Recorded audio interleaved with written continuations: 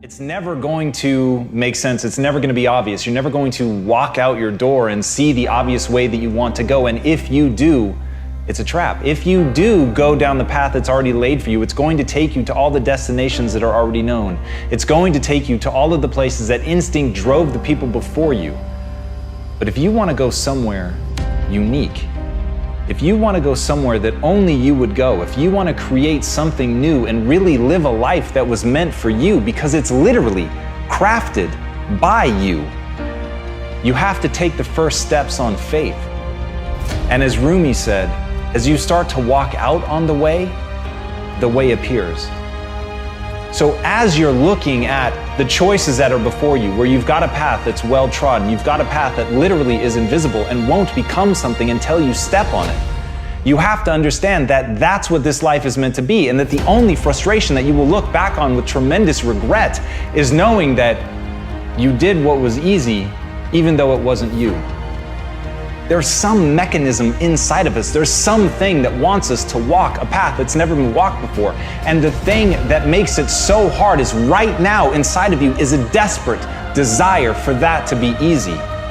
But it's not going to be easy. It's going to be hard. You're going to fail. You're going to stumble. You're going to fall on your face. And thank God. Because as Muhammad Ali said, only a man who knows what it's like to be defeated can reach down to the bottom of his soul and come up with the extra ounce of power it takes to win when the match is even. So what you have to ask yourself is, what do you want? Do you want it to be easy? Do you want the path to be well-worn?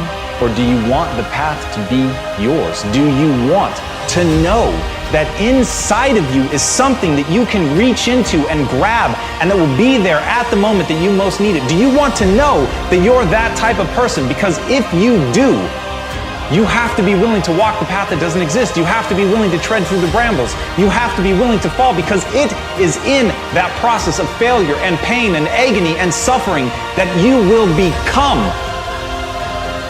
That's the process that will make you you. That's the process that will shape you. It's the suffering that gives you the reserves to draw on when you need them most. So when you ask for safety, when you ask for ease, know that you're saying a prayer for weakness. And when you take the hard way, know that you're forging yourself. When you make those demands, know that you're building a reserve tank that will be there at the moment when you need it. When you walk the path that only you can walk, know that you're living the life that you were meant to live. And that, my friends, is how you become the you worth becoming.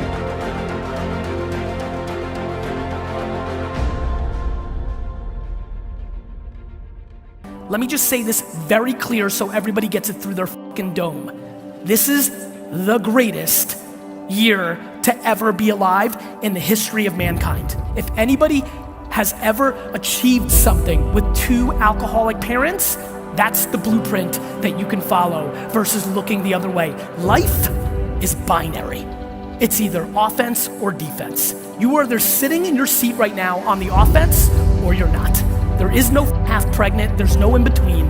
You're either this or that. Do I believe that there is suppression around? Of course.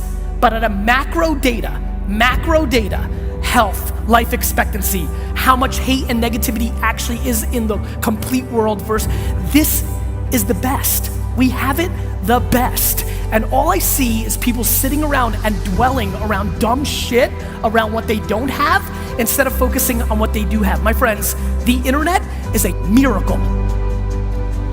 Because where do you think the world's going? I love when, I have 2 young kids now, and I love all these parents like, Gary, you're into this social media stuff. This is terrible, right? I'm like, no, Dick, this is the best. Because I'm like, they're like, but I'm gonna tell my kid to spend less time on technology. I'm like, why? What world do you think your kids are gonna be living in 20 years? 3 keys to a breakthrough. Think of the area you want to have a breakthrough in right now. Your body, your money, your relationships, your career, your business, your joy, your happiness, and let's look at what your choices are. First element, there are 3 S's for a breakthrough. First element most people are looking for is they're looking for the right strategy. But more often you're missing the number 2 thing you need, and that is the right story. Because the story you have about your life, about your business, about the area of your life that's not where you want, the area you're breaking through, your story is what's making you be stuck. What's a story? It's a belief that you tell yourself over and over again, like, I don't know what the salt is, I don't know what the salt is. You tell the story so often you believe it. In fact, write this down. The only thing keeping you from getting what you want, the only thing keeping you from getting what you want is the story you keep telling yourself about why you don't have it. The only thing keeping you from getting what you really want is the story you keep telling yourself about why you don't have it yet. Here's what I say. Divorce your story and marry the truth.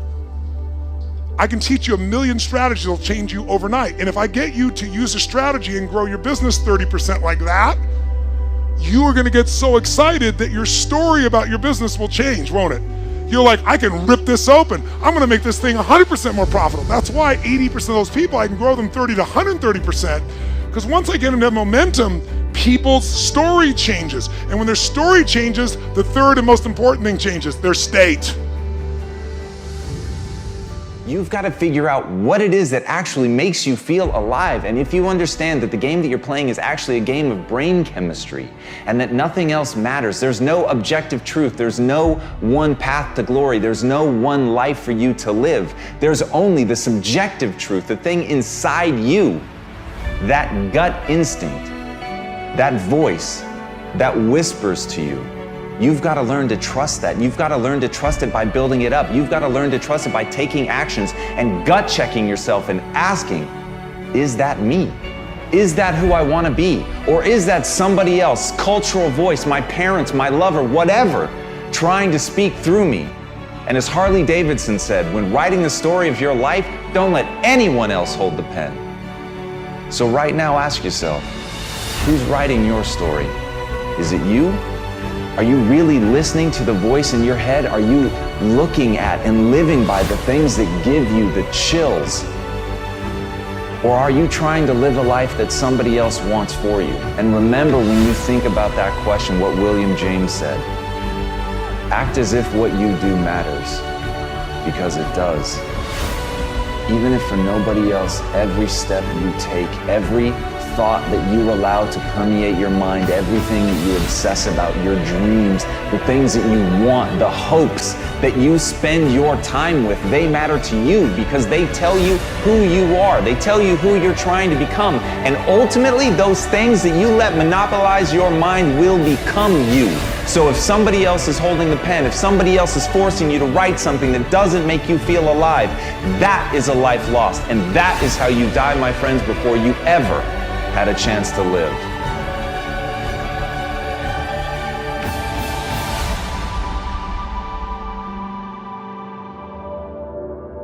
I want to ask y'all a question, and I need some answers. Most of us, most of you that's looking at this video don't even know it. You're not even conscious of it, but you're living your life. Every single day you are living your life as a reaction, a living, breathing, walking, moving reaction to other people's actions. Some of y'all are moving and operating within your ex and the insecurities that he put on you. Some of y'all are still doing things within the rules and the laws and the boundaries of somebody else's actions. Answer the question. Really think about it before you answer. Are you living your everyday life as a reaction to somebody else's actions, good and bad? As Naval Ravikant said, the only way to truly learn something is by doing it. Yes, listen to guidance, but don't wait.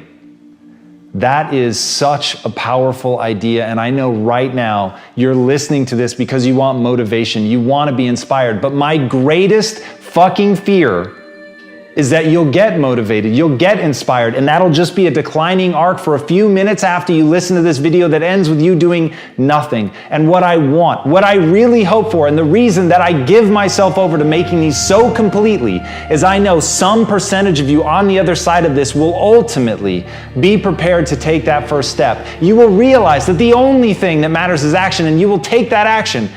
And it's in that action that your potential greatness waits. And as Martin Luther King said, take the first step in faith.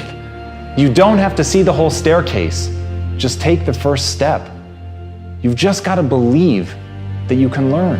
You don't have to believe that you're already capable of doing what you want. You don't have to believe that you can already build that thing that you dream. You don't have to believe that you already are extraordinary. You simply have to believe that if you take that first step, you put yourself on a journey not of execution, you put yourself on a journey of learning so that you can execute. And that, when you understand that difference, that's when you really will be on that path to greatness. And that is the thing that I want for everybody listening to this. Please understand, the only thing you need to know is that you have to take the first step. Whatever the vision is that you have for your life, you absolutely can make it come true. And the process is very simple. The process is about learning. The process is about growing and getting better. It's about recognizing what you're not good at. It's about recognizing what you have to learn. It's about taking that first step on faith.